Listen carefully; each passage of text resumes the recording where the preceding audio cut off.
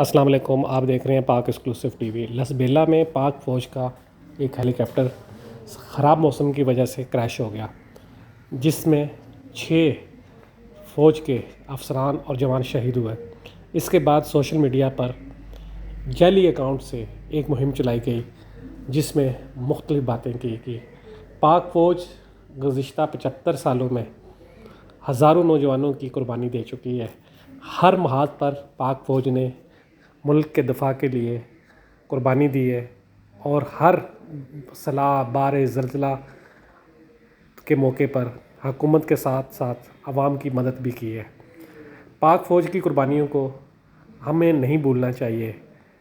یہ 6 جوان افسران جنہوں نے لسبیلا میں سیلاب سے متاثرہ لوگوں کو نکالنے کے لیے اپنی جانیں قربان کی، ان کے خلاف ایک مہم چلائی گئی جو سراسر غلط اور جھوٹ پر مبنی تھی۔